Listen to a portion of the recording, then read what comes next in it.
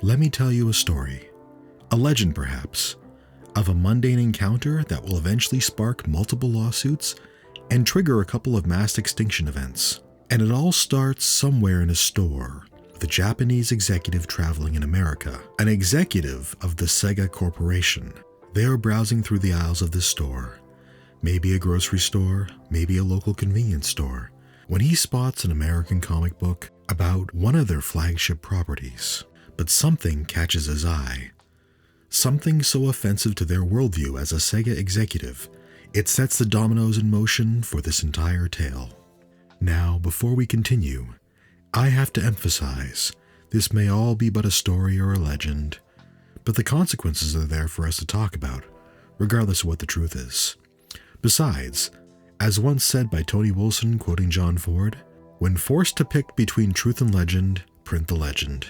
And as a disclaimer, some of the legends may be true, and some may not. And the characters? Characters tell us in broad strokes who they are as well. The executive from Sega? You don't have their name, but you can still form the details in your mind of who they are. Characters are the sun around which the rest of this discussion orbits, and we'll definitely meet a few along the way. And hey, characters are useful. Fictional characters give us the chance to discuss, to ask questions. Superman, for instance, lets us question the place of the Ubermensch in our world, a being of limitless power for good, and the limits of what one such person could do for the world. Dr. Manhattan, on the other hand, asked a similar question in a much more cynical world, but more importantly having a giant blue dong. This legend brings together far too many characters to name. A theme going forward. Some of these names you'll know, some you won't.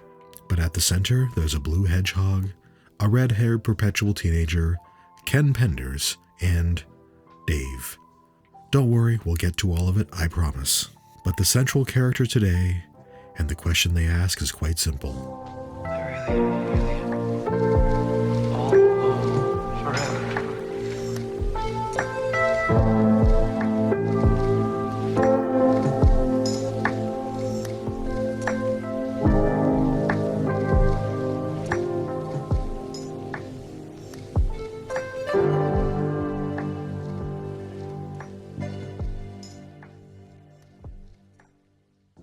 A quick disclaimer. Like all stories that intersect with lawsuits and settlements, often reality can take a back seat to what both sides have said before and after. Also, my standard disclaimer, I am not a lawyer, and I do not represent myself as such with any of the following. I just find it neat to talk about.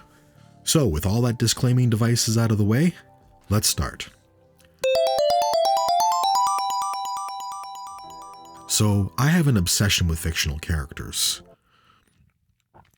Wait, that came out wrong. Not like that, I promise. I have an obsession with the concepts that make fictional characters what they are. Especially characters that capture the, let's just say the imagination of people in ways way beyond the norm. You know, fandom. Like, when you think about it, a fictional character is kind of a social construct. Society builds a collective picture of somebody who never really existed, or if they did exist, any historical grain of truth has long been erased by the legend and the retelling thereof.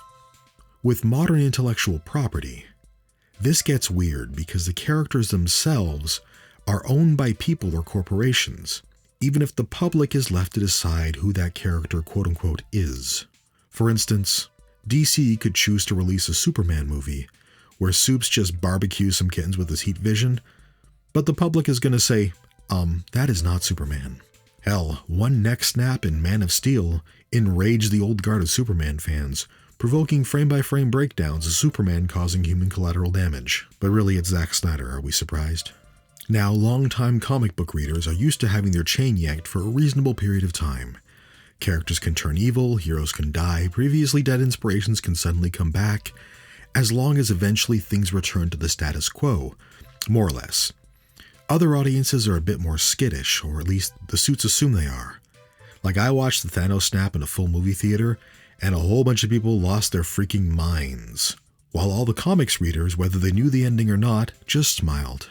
But Disney, to their credit, had to build up a huge well of trust for that moment. This can go even more off the rails when said property is licensed out for one company or person to tell the story on behalf of another. Sometimes it gives us the cinematic gravitas of Logan. Other times it gives us immortal dialogue like, "He was in the Amazon with my mom when she was researching spiders just before she died." Oh wait, this was about Sonic the Hedgehog. So Sonic the Hedgehog emerged in the 1991 game as the epitome of a character built to 90s cool sensibilities by a corporation. He was cool, had attitude. In short, he was a mascot built to embody not Nintendo. Specifically, not Mario. It was a sign of things to come for the Attitude 90s. And hey, remember, Sonic the Hedgehog was alternative before Nirvana's Nevermind was. Alternative, but still created in a corporate vat.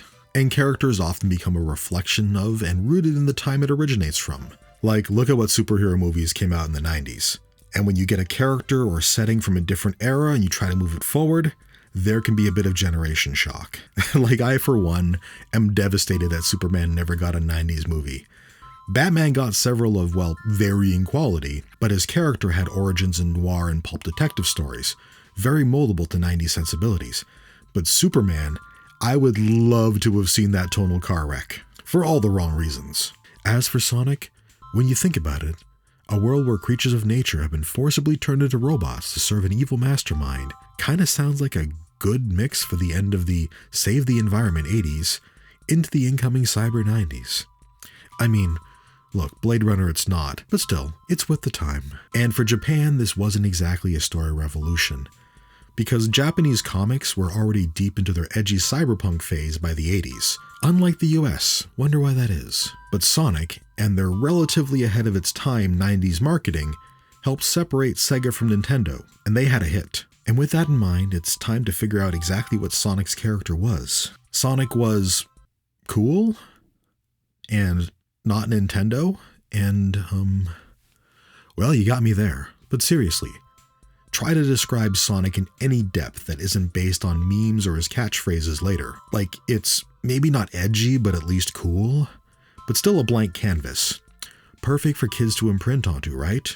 I mean, what could possibly go wrong with an anthropomorphic animal as a power fantasy audience stand-in? And hey, if you want to customize, you can make your own Sonic OC character faster than, I don't know, something that goes really fast. Like here, check this out. My Sonic Universe OC is a time traveler from a dark future.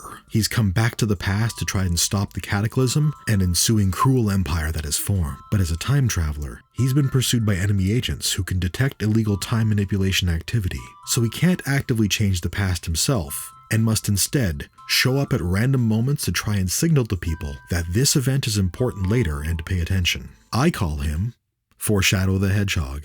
See? Totally easy. I wonder if that'll come up later. And yeah, Sonic games were not exactly RPGs. You ran to the right, jumped, and eventually robots would explode in a shower of woodland creatures. Through it all, Sonic was, well, cool. Because when you get down to it, cool doesn't mean a heck of a lot.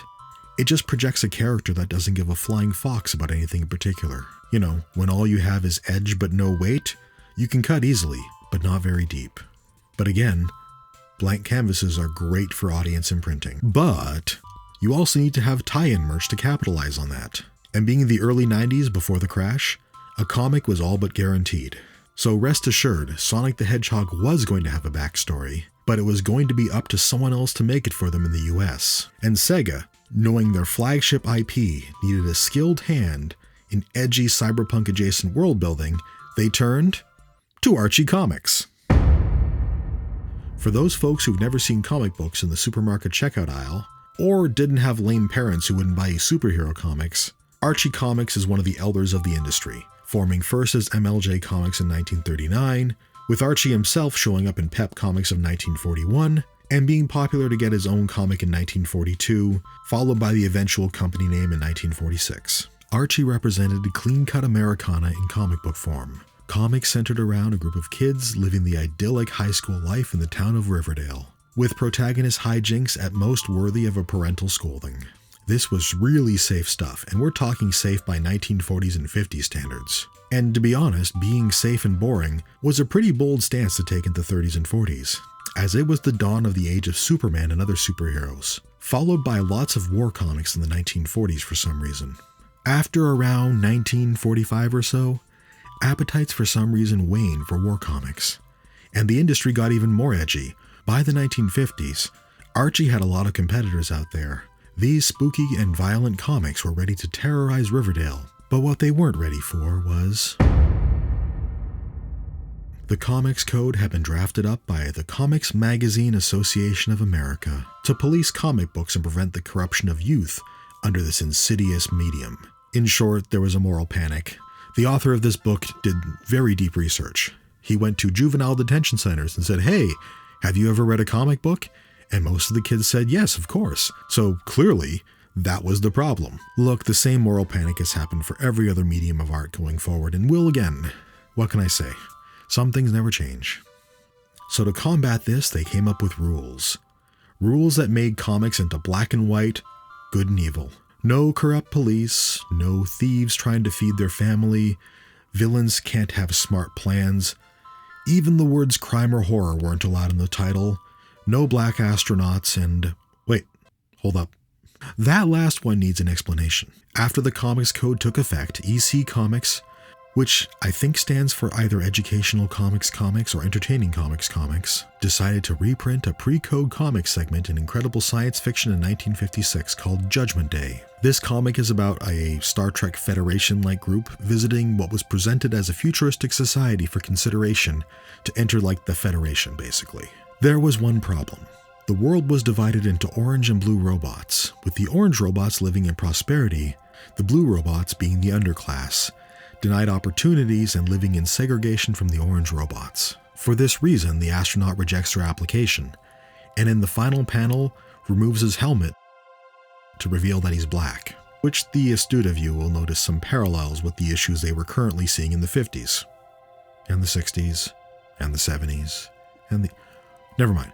The Comics Code Authority took a look at this thoughtful piece on a current event, and Judge Charles Murphy, the Comics Code Administrator, demanded one change. Replace the black astronaut with a white one. You know, the entire symbolic fulcrum on which this story hinges. On pushback, the Comics Code eventually said they could keep the black part. It was his perspiration that was the problem. EC told them to fuck off, and they ran it anyway. The comic was titled Judgment Day, which was fitting, because it was Judgment Day for EC, and they shut their doors after that. Then they went on to something called Mad Magazine, because a magazine was not bound by the Comics Code. Regardless, that's a completely different story. Because here we're talking about astronauts. Sonic, and Archie Comics, who were now facing down the same Comics Code as everybody else. In one corner, we had the Comics Code, drafted by the Comics Magazine Association of America, headed by one John L. Goldwater. And these arbitrary rules needed a deft hand to stay in business. Thankfully, Archie Comics had such a person, a champion of literary prowess to speak truth to power and keep their comic on the shelves. Editor-in-Chief, John L. Goldwater. Through John L. Goldwater's skillful navigation of the rules drafted by John L. Goldwater, Archie Comics was able to thrive, while most of their competitors went bankrupt. Funny that. And as promised, here's your first mass extinction event. See all those timelines? Want to guess what happened exactly here? The Comics Code went live in 1954. That's right, Comics Code went live right here. When historians talk about an age, usually it's marked by an event. Like the Cretaceous period ended with an asteroid impact, effectively ending the age of the dinosaurs. The age of 80s hair metal ended with Nirvana's Nevermind. And the golden age of comics ended with the Comics Code. If you're wondering, the core Archie gang had their first black character in 1971. 15 years after Judgment Day, not an astronaut but a fellow Riverdale student, Chuck Clayton made his grand entrance by just kinda showing up in a comic one day. Actually, I kinda laughed when I read it. Like, you can tell they were real nervous about it, so they wedged him into a story where an injured Vietnam veteran shows up and everyone is there to tell them how much they love America and soldiers. just so the average reader didn't think this issue was a communist plot.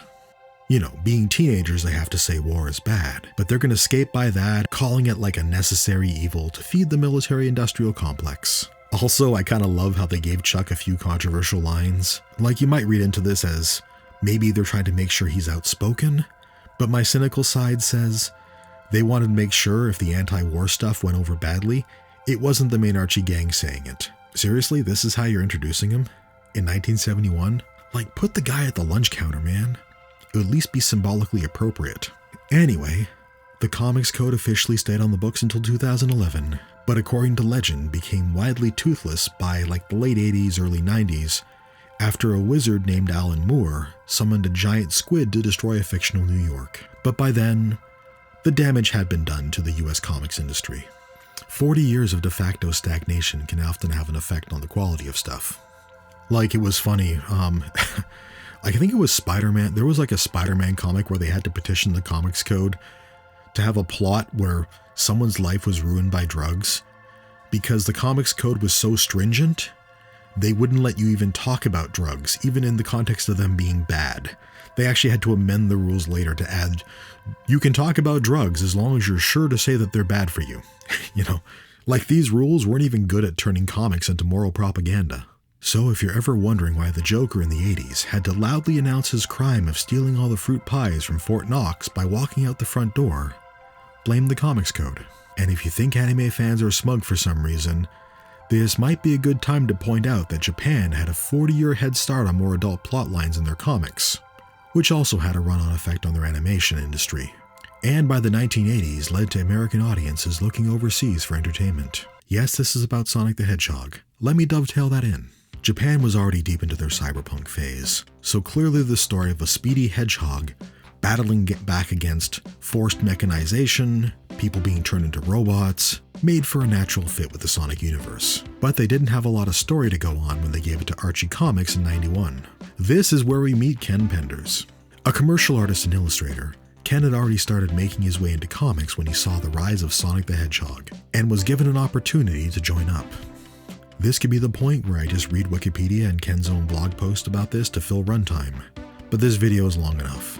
But I've supplied a link to his own blog post about this, in his own words, about the process of starting up and the initial bumps in the road. Sadly, this appears to be just part one of what could be several, but it's a good read. And yes, for those who have beef, I fully understand this is only his side of things, but the beginning of stuff isn't all that contentious. I'm just saying give it a read. It's cool to see it, and there's some early pitch drawings in there. Early into the comics run, 1993, Ken Penders joined the writing team as lead writer. And remember, this was barely into Sonic 2 the game. And while there is a manga from 1992, and what was in that manga was pretty minimal, I'm sure it did not take too long to run out of fast jokes and defeating evil by going fast. So, he started to add to the world, with little guidance other than yes or no from Sega as things were pitched. He wasn't the only writer, but Ken Penders added, well, a lot, and kind of became infamous over time for two things. Thing number one, wild tonal shifts. Do you want romance, mass death, slapstick comedy, abuse, cute animals, characters having their free will stolen away from them? All this and more can be yours if you just keep reading. Like, this went far deeper than 90s edgy, and a lot of people were bewildered at what ostensibly should have been a kid's comic, going into really dark territory. It also didn't help that the same characters involved in wacky hijinks would then be involved in less wacky hijinks, sometimes in the same issue. And the other thing, character and plotline proliferation. Like, just so many characters, and so many plotlines. You can go online and find an exhaustive and exhausting list of all the Penders era characters added to the story. The common view was Ken Penders just added characters at random to the story. Did he need someone to guard a door? Call the character Doorstop the Echidna. Someone needs exposition? Info dump the squirrel. Let's just pick 3 at random. We'll start with Alicia Acorn, mother to Sally Acorn, who is the love interest to Sonic that we'll get to. Alicia spends a chunk of time in either a stasis state or coma, or having to deal with frequent takeovers by Robotnik. She's a member of the royal family. And look, there is a lot there for this character, and I'm not yet at my villain arc where I just read these articles. So if you want to know more, just go look her up. I would keep safe search on just in case though. Then there's Mellow Bee, the friend of Prince Charmy Bee. Mellow is noted for his fatal overdose on lemon sundrop dandelion, an addictive ingredient added to amusement park food. Like I said, wild tonal shifts. And this isn't off screen. This has the full on, dying in the back of a cab, being taken to the hospital, funeral, the whole 9 yards. Like I said, wild tonal shifts. Then there's Dave. He's listed as a character, a spacefaring echidna, who explored the planet Jupiter and its moons, including Europa, and it's Dave Bowman from Arthur C. Clarke's 2001, isn't it? Yup, it is. But he's now in the Sonic universe, perhaps as an echidna. We're just going to drop this character into the story. And when you see characters like this, who show up for like a single panel, maybe 2 panels, and have a name, and then they're gone, you always wonder, who were they? What happened before? What happened after? And when you get this weird character proliferation, you'll never know. And from a lot of online sentiment, this kind of character sprawl and plot sprawl just led to a whole bunch of dangling threads. When I look at the weaving of characters and confusing patterns, all I can think about is the Winchester Mystery House. You ever heard of the Mystery House? The legend says Sarah Winchester, heiress to the Winchester Firearms Company, believed she was cursed, and after hiring a medium, she was told she had to keep adding to her mansion, otherwise the spirits of the folks at the wrong end of happy Winchester customers would find her. Now, I'm not saying that Ken Penders was told by a medium that he had to keep adding characters, or the shamed ancestors of the founders of Sega would rise from the grave and do to him all the things the fan artist did to Sonic. But it's a solid theory to me. And I had to say ancestors here, because at least one of the founders of the actual Sega Corporation, David Rosen, as of this video is still alive and kicking at 94. So if he could survive Sonic 06, he could probably handle Ken Penders. Actually, hold on. Let's see all the founders of Sega. Remember at the beginning when I talked about how you hear Sega executive and immediately have a picture in your mind? Well, maybe the images we form in our head aren't always accurate. So we have what we have. A comic chugging along for 12 years with a reasonably sized following of people. Some who read it, some who hate read it. And really, what could go wrong? So we're finally back to the possibly apocryphal Sega executive standing there, mouth agape at what they're seeing before them. Sonic is crying over the marriage of Sally Acorn. Here is the face of Sega, weeping on the cover of a comic, like a second-place reality show contestant, at corner stores across the country. Since we're in legendary territory, I like to imagine the perfect symmetry of said executive, seeing the comic, clutching in his hand, and then sinking to the floor crying. A perfect match cut. As a great philosopher once said, it's like poetry, it rhymes. With the wonky rudder replaced on the good ship Sonic, now Archie Comics could continue forward as normal with their plucky hero going into a series of new In 2009, Ken Penders started his first of a few legal actions saying he was the rightful creator of the characters he penned during his run at Archie Comics. Now, in the creative rights sense, Ken had, to put it mildly, a definite lack of legs to stand on. Like, we're talking weeble wobble standing here. Why? Because he worked in comics. And comics work is almost all work for hire. What is work for hire exactly? I'm glad you asked. And as a not lawyer, I'm 100% not qualified to give a full and complete definition. But the short version is this. If someone is employed or contracted under a work for hire agreement, the intellectual property they create in that employment belongs to the company, not the creator. Their name may be on the credits and they may get royalties, but they're not entitled to any control, present or future, over that work. Now, for anyone creating for a living, this is an important concept to understand for obvious reasons. And if you are a creator, if you are about to get into an agreement, this is where you need a lawyer. You need a lawyer before you sign anything. Now, on the surface, is this some super nefarious scheme? Well, not really. The reality of any work created by a bunch of people, all for a singular product, makes it kind of a practical necessity to not require the permission of everyone involved in the work for all future publishing or works with it. For example, look at bands. They're typically not under work for hire, and look what happens when they have messy breakups. You get stories like Pink Floyd having a battle over the intellectual property of a flying inflatable pig. On the other hand, this has been very much abused by companies. For instance, You know all those live-action Disney remakes? Want to guess how much the original writers get from what essentially is a redo of their writing? 0. They could shoot the entire movie word for word again, all the while flipping the bird at the picture of the writer in the corner, and owe the writer nothing. Hell, that might even be an improvement on the remakes, and comics creators are often regarded as the worst treated of the bunch, even inside the comics business. Just ask guys like Bill Finger and Steve Ditko about that. Now, of course, all these questions for comics are strictly hypothetical, because in any such undertaking, everyone is work for hire. And if they didn't, we'd get into uncharted waters. So we won't, because Ken Penders was clearly under work for hire, right? Despite all of this, in 2009, Ken started his effort for legal control over the characters he created while at Archie Comics. He started applying for copyright, and then the inevitable lawsuits happened. He argued that it was not a work for hire, and they could not prove he agreed to work for hire. Like I said already, this is insane. Archie had been around since the 1930s. They were venerable and experienced, and a work for hire is such a basic concept in any contract law that they could not possibly have...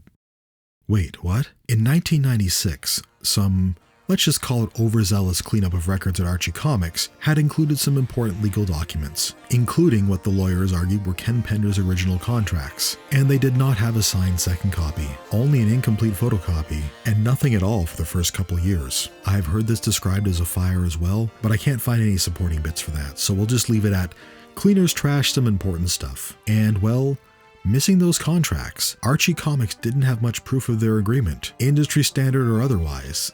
So Archie Comics dropped the ring so spectacularly, they were sassed by the judge. Caught trying to compound an accident with the dodgy copy, and changing their entire legal team, always a sure sign of competence, a settlement was reached where Archie Comics wouldn't pursue any claims against his use of some characters, as long as he didn't try to represent them as being part of the actual Sonic universe. So did he win? I mean, sorta. He dropped a big old brown Chaos Emerald into the punch bowl of Sonic. He didn't win all his lawsuits, mind you. A few video game ones went nowhere for plot elements, but ultimately he got what he said he wanted, the permission to keep using his beloved characters for his own comics. So what did this all mean? Remember when I said nobody would be caught dead without work for hire people on a project like this? Well, Archie is about to find out what happens when you don't, whether they like it or not. He'd been there for over a decade as lead writer, intersecting with so many characters, and with his infamous character sprawl, over 200 of them were created on his watch. So, was this only for the first couple of years where they had no contract? Maybe characters he had very specific proof of evidence over? Oh no. What does this mean? He owned them all. He owned all of them.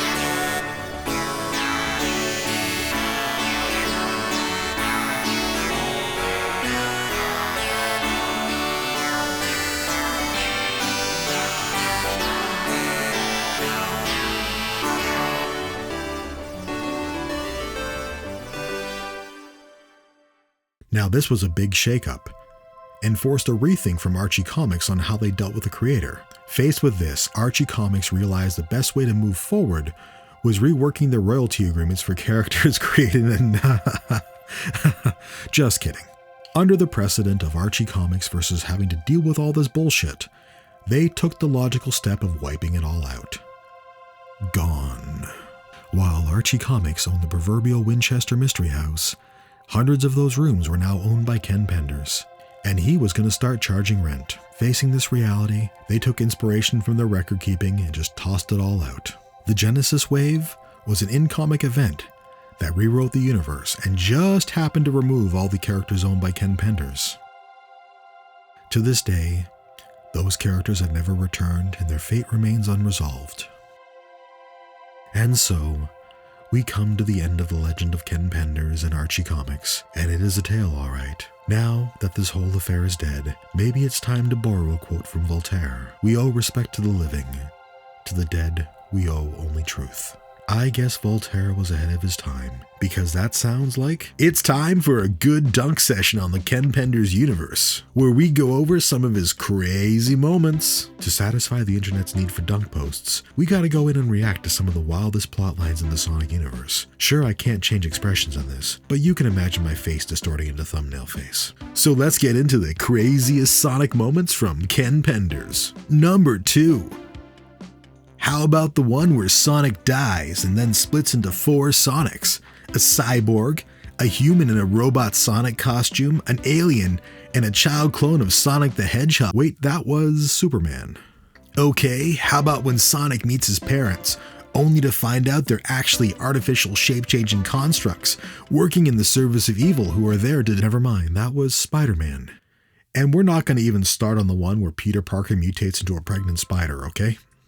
Like, I know plot lines get weird, but y'all have read comics before, right? Comics are famous for their plot lines that would give a telenovela pause. Clones, alternate universes, long-lost lovers in comas, wild tonal shifts, and just random jerking around characters to fill time. And with a license, you can add to that the blank and ever-changing canvas of corporate demands. Sometimes they're given just a character name and a look and told to just figure it out, only to have the suits come back a few months later and give them a backstory. One that totally clashes with what you've told so far. You're building a story based on charades from a corporate entity, and it's not surprising things might get swung in random directions. So with that in mind, in this video essay, I will prove that Ken Penders' Sonic the Hedgehog comics are in fact masterpieces of high quality writing with deep Okay, I'm not going to do that. My video essay powers are merely developing, and that's way beyond my abilities, and frankly it's probably not true.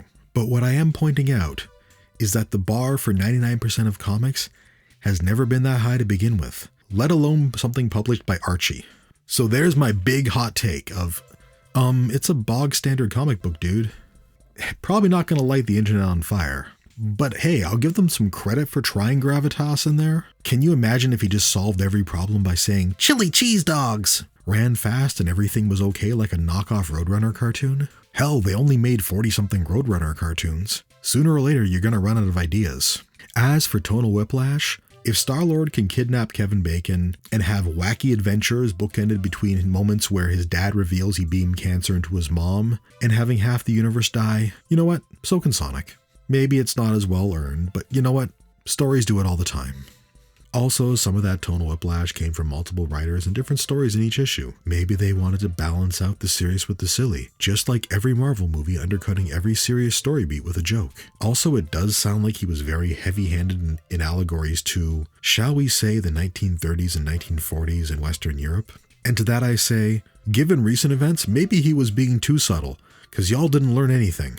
But from what it sounds like, his biggest sin was plot and character sprawl, especially in the area of echidnas. Maybe it's his persona? I won't judge. This also may have come from his interactions with Sega. Apparently they were much more controlling for Sonic than Knuckles. Every time Sega rejected an idea for Sonic, he repackaged it for Knuckles and they said, okay, go for it. Honestly, lots of writers are guilty of the pay-it-forward school of plot resolution, or just stapling on more plot threads in the hopes that it stays interesting. Besides, this video has had more digressions than plot too. And well, you're still here, so... Ultimately, the reality of a monthly comic is you always have a deadline, and you have pages to fill, often with a single person responsible for each step. And you add to that corporate yanking your chain in various directions, with nothing more than a no. It's not easy. Sonic the Hedgehog was published every 4 weeks during this time, and for a few years there was a Sonic and Knuckles spin-off at the same time. Long before YouTube, this was the small content creator grind in action, and quality wasn't as important as keeping the pages flowing. What can I say? With deadlines like that, you gotta go fast.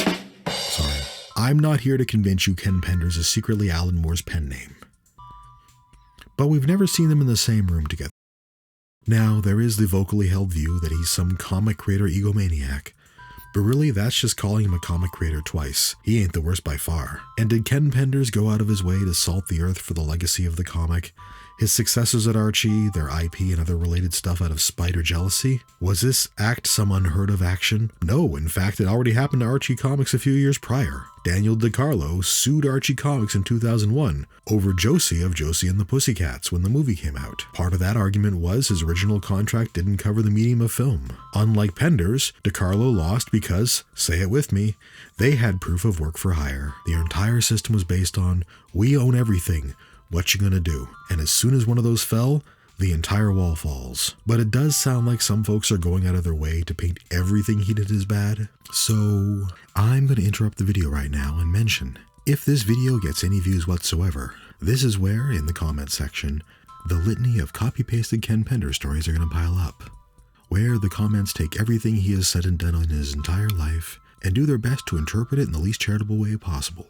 Real talk, Ken Penders got into a lot of Twitter fights for a while. Ken Penders has defended some weird stuff along the way and said some stuff that, in the grand course of Twitter discourse, was probably not a good idea. On the other hand, he did it under the funhouse microscope of a bunch of people trying desperately to make everything he said seem wrong.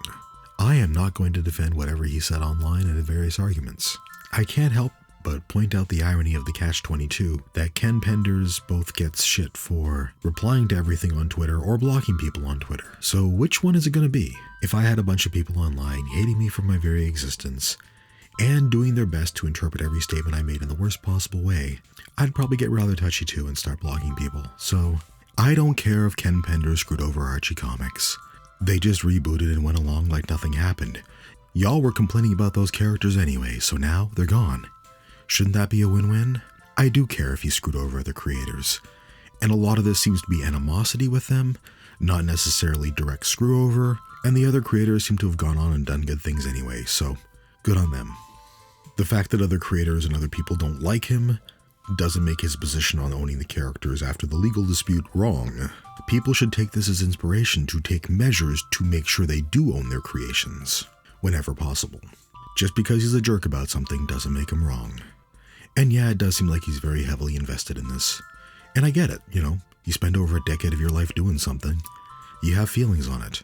He has definitely said some kind of cringy things or made some positions about stuff that are kind of weird. I do think, however, that his politics being left of center, however his nuance not always being great, means that he also has people who love to hate him for that reason as well. Anyway, I'm sure all the stories will end up in the comments. And I know he gets called out for making really, really direct parallels to, let's say, late 1930s, mid-1940s Germany. I know he doesn't have the subtle touch of Disney for that sort of thing, but he's also not trying to sell merch for that side either, so we'll call that a wash. Their heart has been mostly in the right place on most of the issues. Most, but not all. Bud is kind of a blowhard about Sonic. Alright, end of interruption. Because, YouTubers got content to fill, they got bills to pay. Going wild over the crazy plot lines just helps pay the bills, man, I get it. Don't hate the player, hate the game. Taking a few frames with no context and adding, oh my god, but it's Sonic, have been equally applied to any superhero comic out there, with equally weird effects, and frankly, they have the same result.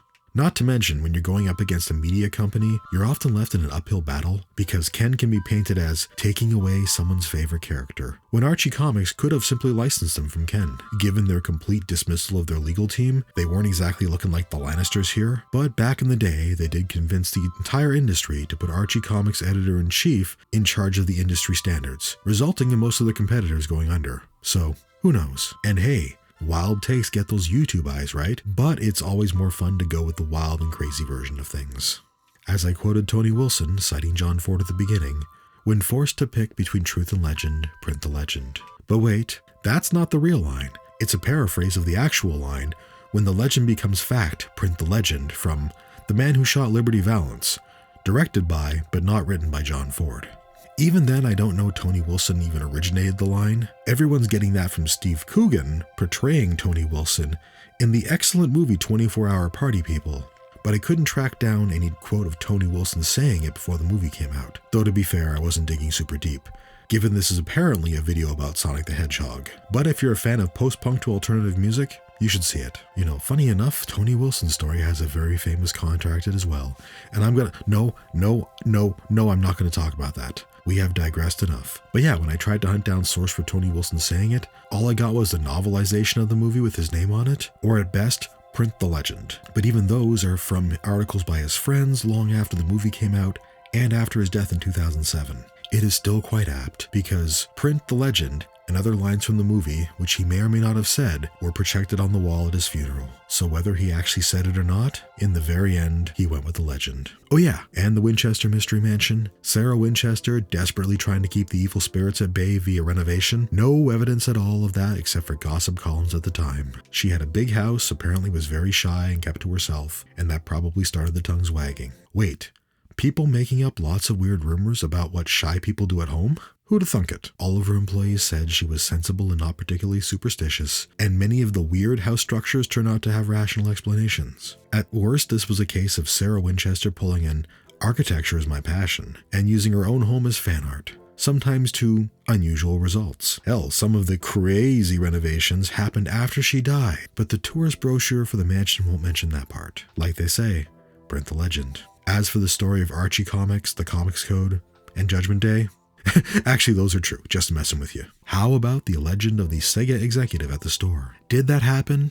Well, probably no, but that legend does circulate, and apparently that came from Ken Penders. So maybe he saw the visual callback himself and decided, like I said before, why not print the legend? But one way or another, Sega does seem to have grown tired of Archie Comics' version of Sonic being all over the place, and apparently started to tighten the requirements, or at least keep giving more and more comments. And that brings us back to the original question and the original legend. A long-repeated rumor is Sonic is no longer allowed to cry because of strict rules laid out by Sega over this entire thing. Or something about extreme emotions, distress, or something else official. Is this true? Not that anyone has proven, but here's a quick rundown. Do companies lay out rules for characters? Absolutely. One of the random things that fell out of WikiLeaks back in the day, due to the Sony hack, was the rules for Spider-Man that they'd been given. And some of those are very specific on some matters. You can find them online. Are these rules normally public knowledge? No. And why would they be? Have the Sonic the Hedgehog comic creators said anything about specific rules? Yes, and they've said there's no real, dictated rules there. Is Sega in a position to kibosh any un-okay behavior from Sonic? Almost definitely yes. Sega are hopefully not idiots with their most recognizable mascot character, right? Probably. So yeah, there's no direct rule, and if there is, nobody's talking. The closest that's been expressed, and you can read it in the linked article below, is that Sonic can't show excessive emotion because being cool is part of his character, but it doesn't sound like that's a new rule, nor is there a specific list that Sega can look at and say, you broke rule number 4. And there have been the origin Bibles leaked for Sonic from back in the day, but I think they were for the cartoon show. So was Sega demanding the removal of Ken Penders specifically? Not likely. But much like the Comics Code putting the squeeze on EC, Sega, gradually putting the rules squeeze on Archie Comics, Ken Penders probably saw the writing on the wall. So Ken Penders left Archie in 2006 on his own power, as he got tired of corporate mandates. So there we have it. Legends upon legends, some true, some probably not. But for the inhabitants wiped out, their stories appear to be over. Or not. It turns out Ken wasn't bluffing, and was working on that continuation of the Mobius Chronicles, Volume 1, the Lara Sue Chronicles, Beginnings. It's out now, and I ordered it out of sheer curiosity. I'm curious what his story will be like, unfettered by the demands of Archie Comics or even Sega's control. I'm curious to see how far he pushes that boundary for characters that overlap Sega's IP. Which characters will he dare use, and how close to the sun will he fly to tell that story? But really, I just want to know more about Dave.